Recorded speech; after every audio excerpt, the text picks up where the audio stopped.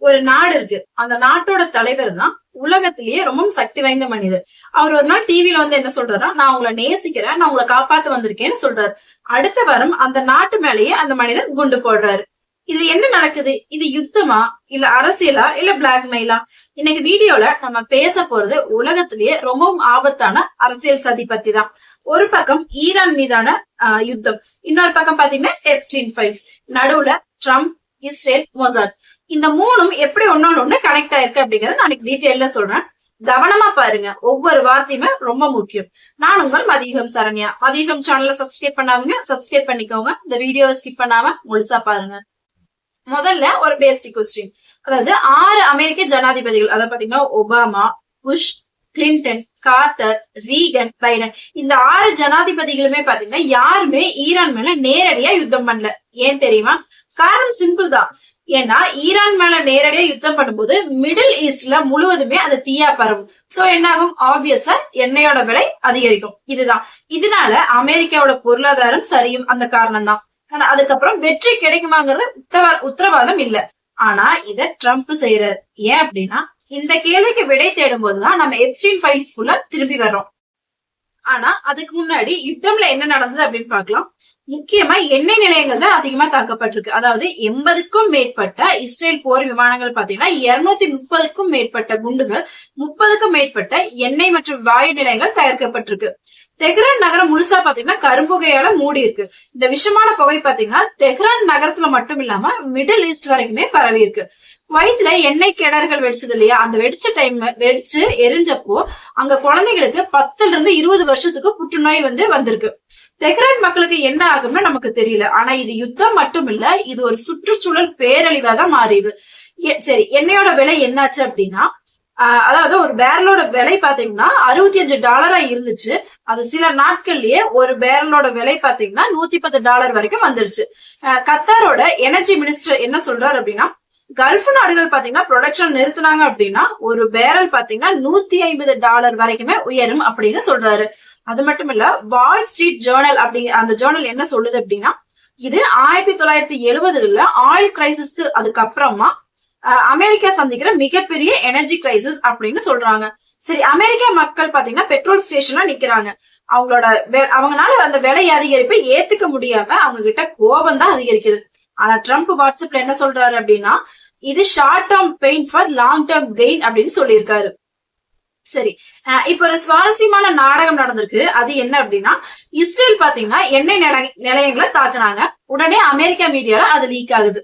அதாவது என்னன்னா, இஸ்ரேல் எங்களுக்கு சொல்லாம எண்ணெய் நிலையங்களை தாக்கியிருக்காங்க அப்படின்னு. அதாவது ட்ரம்ப்போட மிகப்பெரிய ஒரு ரொம்ப க்ளோஸ் ஃப்ரெண்டு அவர் பாத்தீங்கன்னா ஒரு மிகப்பெரிய ஒரு சப்போர்ட்டர் ட்ரம்ப்புக்கு. அதாவது லின்சே கிரஹாம் அப்படிங்கிறவர் தான். அவர் கோபமா என்ன சொல்றாரு அப்படின்னா, ஏன் எண்ணெய் ஃபீல்ட்ஸ் தாக்குனீங்க, அது நமக்கே அது லாஸா வரும் அப்படின்னு சொல்றாரு. இது நம்பகமான தகவலா அப்படின்னு கேட்டா இல்ல, இது குட் காப் பேட் காப் நாடகம் தான். திட்டம் பிளான் என்ன அப்படின்னா, அமெரிக்கா நல்லவங்க, ஒண்ணுமே தெரியாதவங்க, ஆனா இஸ்ரேல் கெட்டவங்க, தனியா இந்த பிளான செஞ்சிருக்காங்க அப்படிங்கறதுதான். சரி, ஏன் இந்த நாடகம் அப்படின்னா, உலக மக்கள் பாத்தீங்கன்னா கோபமா இருக்காங்க. சுவிட்சர்லாந்து பாத்தீங்கன்னா நியூட்ரல் ஆயிட்டாங்க. ஸ்பெயின், மெக்சிகோ இவங்கள ரொம்ப கண்டிப்பு தெரிவிக்கிறாங்க. அது மட்டும் இல்லாம அரபு நாடுகள் ரொம்ப கோபமா இருக்காங்க. சோ அமெரிக்கா என்ன சொல்றாங்க அப்படின்னா, இஸ்ரேல் நமக்கு சொல்லல, நம்ம என்ன செய்யறது அப்படின்னு சொல்றாங்க.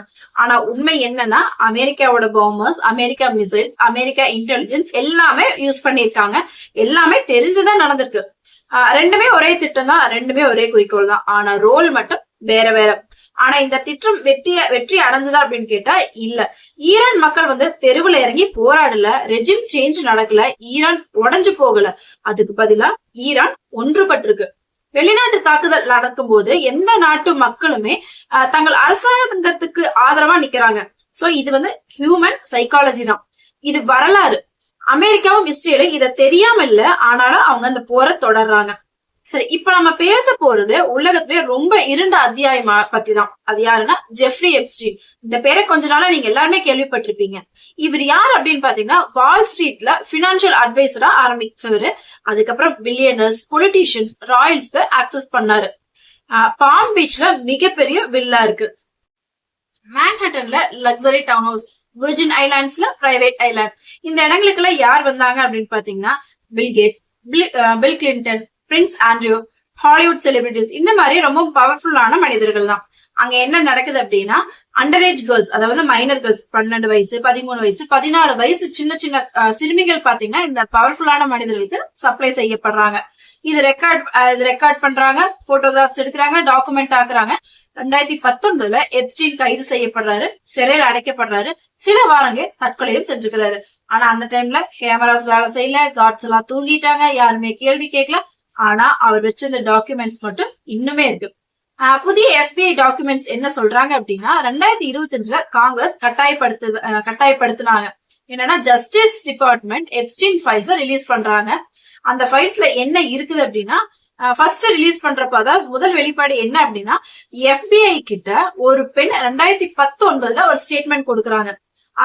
அந்த கேர்ள், அதாவது அந்த லேடி என்ன சொல்றாங்க அப்படின்னா, சில வருடங்களுக்கு முன்னாடி என்னோட வயசு பாத்தீங்கன்னா 13 மட்டும்தான்.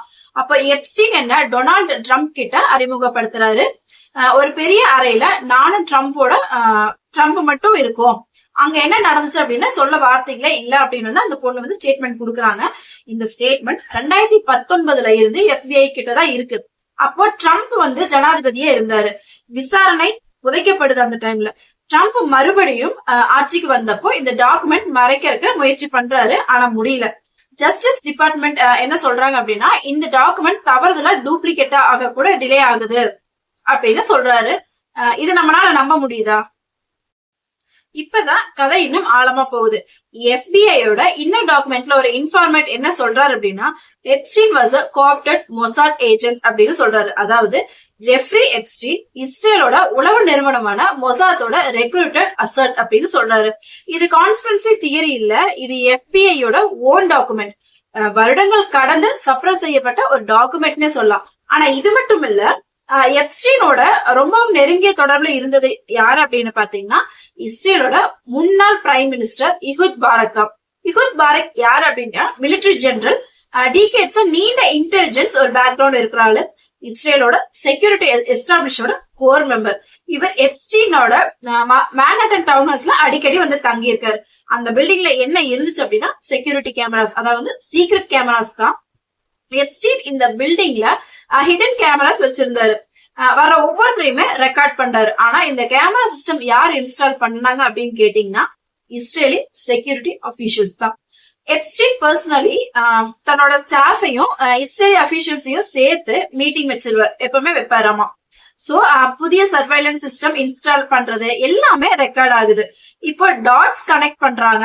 உலகத்தோட மோஸ்ட் பவர்ஃபுல் மனிதர்கள் வர்ற பில்டிங், அண்டரேஜ் பெண்கள் கொண்டு வரப்படுற பில்டிங், அந்த பில்டிங்கோட சர்வைலன்ஸ் முழுவதுமே இஸ்ரேலி அபிஷியல்ஸ் கையில இருக்கு. இன்டெலிஜென்ஸ் வேர்ல்டுல இந்த ஆபரேஷனுக்கு ஒரு பேர் இருக்குது, அத காம்ப்ரோமைட். ஒருத்தர் மீது அவமானப்படுத்துற மாதிரி தகவல் சேமிக்கிறது, அந்த தகவலை வச்சு அவரை பெர்மனண்டா கண்ட்ரோல் பண்ணது. இதுதான் ரஷ்யாவோட ஒரு ஃபேவரட் டூல்னு சொல்லுவாங்க. ஆனா இதை இப்ப இஸ்ரேலும் செஞ்சிருக்காங்க அப்படின்னு நமக்கு தெரிய வருது. சரி, இப்ப ஒரு மிகப்பெரிய கேள்வி என்ன அப்படின்னா, ட்ரம்ப் எப்ஸ்டீனோட என்ன தொடர்பு வச்சிருந்தாரு, என்ன நடந்துச்சுன்னு மொசாட் கிட்ட எவிடன்ஸ் இருக்குதா? அந்த எவிடன்ஸை காட்டி இஸ்ரேல் வந்து ட்ரம்ப் யுத்தத்துக்கு இழுத்தாங்களா அப்படிங்கறதுதான். சரி, ட்ரம்ப் என்ன சொல்றாரு அப்படின்னா, இது எல்லாமே பொய், ஆனா டாக்குமெண்ட் ரிலீஸ் ஆயிருச்சு, FBI ஸ்டேட்மெண்ட் ரெக்கார்ட்ல இருக்குது. ட்ரம்ப் பிளாக் பண்றதுக்கு முயற்சி பண்றாரு, ஆனா அவர்னால முடியல. 6 ஜனாதிபதிகள் ஈரான் கிட்ட யுத்தம் பண்ணல, ஆனா ட்ரம்ப் செய்யறாரு. அதுக்கான ஒரே விடை பாத்தீங்கன்னா எப்ஸ்டீன் ஃபைல்ஸ் தான். சரி, யுத்தத்துல என்ன நடந்துச்சு அப்படின்னு பாக்கலாம். அதாவது ஈரான்ல ரெஜிம் சேஞ்ச் நடந்துச்சு அப்படின்னு கேட்டா இல்ல, ஆனா ஒரு மாற்றம் மட்டும் நடந்துச்சு. அதாவது அயதுல்லா கமேனி கொல்லப்படுறாரு, ஆனா லிபரல் ரிஃபார்மிஸ்ட் தலைவர்கள் எல்லாமே கொல்லப்படுறாங்க. ஈரான் அசம்பிளி ஆஃப் எக்ஸ்பர்ட்ஸ் முடிவெடுத்தது என்னன்னா, மொஜ்தபா கமேனி, அதாவது அவர் தான் வந்து புதிய சுப்ரீம் லீடர் ஆகணும் அப்படிங்கறதா. 56 வயசான இவர் யாரு அப்படின்னா, இறந்து போன அயதுல்லா கமேனியோட மகன் தான் இவரு. IRGCயோட ஆழமான தொடர்புல இருந்தவரு. 17 வயசுலயே ஈராக் போர்ல கலந்துகிட்டவரு.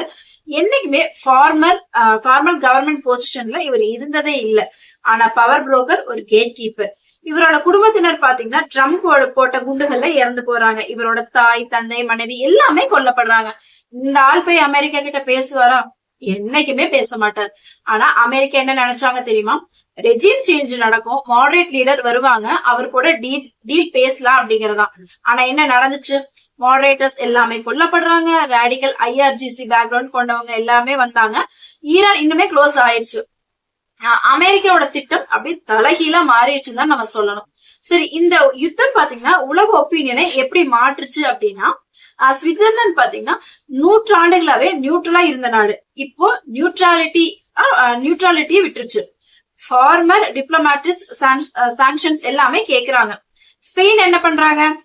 அமெரிக்கன் அலைன்ஸ கண்டிக்கிறாங்க. அதே மெக்சிகோ பாத்தீங்கன்னா அமெரிக்கன் அரகன்ஸ கண்டிக்கிறாங்க. அரபு நாடுகள் என்ன பண்றாங்க அப்படின்னா, அமெரிக்காவோட ஆலின்னு சொல்லிட்டு இருந்தவங்க இப்ப கோபமா இருக்காங்க. UN என்ன சொல்றாங்கன்னா, டெட் இர்ரெலவென்ட், அதாவது யாருமே கேட்கல அப்படின்னா UN சொல்றாங்க. சரி, இந்த வேக்யூமை யார் ஃபில் பண்றாங்க அப்படின்னா சைனா அண்ட் ரஷ்யா தான். உலக ஒப்பீனியன் ஸ்பிளிட் ஆகும்போது சைனாவும் ரஷ்யாவுமே மோர் லெஜிட்டிமேட்ல இருக்காங்க. அதாவது ஈரான சப்போர்ட் செய்யறதுக்கு இன்னுமே காரணம் கிடைக்குது, அமெரிக்காவை கவுண்டர் செய்யறதுக்கு பிளாட்ஃபார்ம் கிடைக்குது. இது அமெரிக்காவுக்கு என்ன அர்த்தம் அப்படின்னா, dollar hegemony weakens, BRICS countries strengthen, oil trade and non dollar currencies increases, American soft power disappears. Trump ஒரு வாரம் ஆரம்பிக்கிறாரு, ஆனா அது அமெரிக்காவோட குளோபல் ஸ்டாண்டிங்கை டெஸ்ட்ராய் பண்ணிருச்சு. சரி, வால் ஸ்ட்ரீட் ஜேர்னல் ரிப்போர்ட் என்ன அப்படின்னா, அமெரிக்கா ஆல்ரெடி வீக்கனிங் எக்கானமில இருந்துச்சு, inflation high, interest rate high, consumer confidence level லோல இருக்கு. சரி, இப்ப ஆயில் பிரைஸும் ஸ்பைக், அதாவது $65 இருந்து $110 வந்துச்சு, இப்போ $150. இது சாமானிய அமெரிக்கனுக்கு என்ன அர்த்தம் அப்படின்னா, கேஸ் பிரைஸ் டபுள் ஆயிடுச்சு, குரோசரி பிரைசஸ் இன்க்ரீஸ் ஆயிடுச்சு. ஏன்னா டிரான்ஸ்போர்டேஷன் காஸ்ட் அதிகரிக்கிறதுனால ஹீட்டிங் பில்ஸ் இன்க்ரீஸ் ஆகுது. அதாவது எவ்ரி ப்ராடக்டும் பிரைஸ் இன்க்ரீஸ் ஆகுது. அமெரிக்கன் ஃபேமிலிஸ் ஆல்ரெடி ஸ்ட்ரகிளிங்ல இருக்காங்க, இப்ப இன்னுமே கஷ்டம்னு தான் நம்ம சொல்லணும். சரி, ட்ரம்ப் அட்மினிஸ்ட்ரேஷன் என்ன சொல்றாங்க? Short term pain for long term gain அப்படிங்கிறது. ஆனா மிட் டேர்ம் எலெக்ஷன்ஸ் வருது. அமெரிக்கன் ஓட்டர்ஸ் பெட்ரோல் ஸ்டேஷன்ல பாக்குற விலையை பாத்தீங்கன்னா டிவில பாக்குற வார் ஃபுட்டேஜை விட அதிக இம்பாக்டா இருக்கு. ரிபப்ளிகன்ஸ் இன்டர்னலி கோபமா இருக்காங்க. லின்சே கிரஹாம் மாதிரியான ஆட்கள் பாத்தீங்கன்னா பப்ளிக்கா கேள்வி கேட்கிறாங்க. ட்ரம்ப் டிராப்ல சிக்கிட்டாரு, நிறுத்தினா எப்ஸ்டீன் ஃபைல்ஸ் பத்தி கேள்வி வெளியே வரும், தொடர்ந்தா அமெரிக்காவோட எக்கானமி கிராஷ் ஆயிரும். ரெண்டு வழியிலுமே அவர் தோற்று போய் தான் நிக்கிறான்னு நம்ம சொல்லலாம். அதாவது 1997 ஒரு ஹாலிவுட் பிலிம் வந்துச்சு, பேர் பாத்தீங்கன்னா வேக் த டாக். கதை என்ன அப்படின்னா, அமெரிக்க பிரசிடென்ட் மீது செக்ஷுவல் அலிகேஷன் வருது, அதை மறைக்கிறதுக்காக ஒரு ஃபேக் வார் நடத்தப்படுது. மீடியா ஃபேக் வார் ஃபுட்டேஜ காட்டுறாங்க, மக்கள் வார் பத்தி பேச ஆரம்பிக்கிறாங்க, ஸ்கேண்டல் மறைக்கப்படுது. இது ஃபிக்ஷன், இது ஒரு சட்டைர். ஆனா இன்னைக்கு நடக்கிறத பாத்தீங்கன்னா, ட்ரம்ப் மீது எப்ஸ்டீன் அலிகேஷன்ஸ் வந்துச்சு, உடனே டெஹ்ரான் பாம்பிங் ஆரம்பிக்கிறாங்க. மீடியா முழுக்க பாத்தீங்கன்னா வார் ஃபுட்டேஜ் தான். எப்ஸ்டீன் ஃபைல்ஸ் பின்னாடி போயிருச்சு. இந்த வார் ஃபுட்டேஜ் முன்னாடி வந்தோடனே எப்ஸ்டீன் ஃபைல்ஸ் பின்னாடி போயிருச்சு. ட்ரம்ப் ஒரு காலத்துல ட்விட்டர்ல எழுதியிருக்காரு என்னன்னா, Obama will attack Iran to save his poll numbers அப்படின்னு. அதே ட்ரம்ப் இன்னைக்கு தன்னோட போல் நம்பர்ஸ எப்ஸ்டீன் ஸ்கேண்டலையும் மறைக்கிறதுக்கு இப்ப ஈரான் மேல தாக்குதல் நடத்துறாரு. டிராஜடியா இல்ல இது காமெடியா? ரெண்டுமே தான் சொல்லணும். ஏன்னா ரியல் மனிதர்கள் இறந்து போறாங்க, ரியல் குழந்தைகள் புகையை சுவாசிக்கிறாங்க, ரியல் பொருளாதாரம் ஷேட்டர்ஸ் ஆயிடுச்சு. ஒரே ஒரு மனிதனோட பர்சனல் ஸ்கேண்டல் மறைக்கிறதுக்காக இவ்வளவு விஷயங்கள் நடத்தப்பட்டிருக்கு. ஃபைனலி வரலாறு நமக்கு சொல்ற ஒரு பாடம் என்ன அப்படின்னா, அதிகாரம் யார்கிட்ட இருக்குதோ அவங்க கிட்ட அக்கௌண்டபிலிட்டி இல்ல அப்படின்னா அப்பாவி மக்கள் தான் அதுக்கான விலையை கொடுக்கறாங்க அப்படிங்கறதுதான். தெஹ்ரான் மக்கள் பாத்தீங்கன்னா புகையை சுவாசிக்கிறாங்க, அமெரிக்கா மக்கள் பாத்தீங்கன்னா விலை உயர்வை சுமக்குறாங்க, இஸ்ரேல் மக்கள் பாத்தீங்கன்னா பயத்துல வாழ்ந்துட்டு இருக்காங்க. உலக மக்கள் எல்லாருமே அன்சர்டனிட்டில இருக்காங்க. யாருக்காக இந்த யுத்தம் நடக்குது? ஒரே ஒரு விடை மட்டும்தான், ஒரு மனிதனோட சீக்கிரட்டை மறைக்கிறதுக்காக இந்த யுத்தம் நடக்குது. சரி, இந்த வீடியோ பத்தின உங்களோட கருத்துக்களை கமெண்ட் செக்ஷன்ல பதிவிடுங்க. வீடியோ பிடிச்சிருந்தா லைக் பண்ணுங்க, ஷேர் பண்ணுங்க.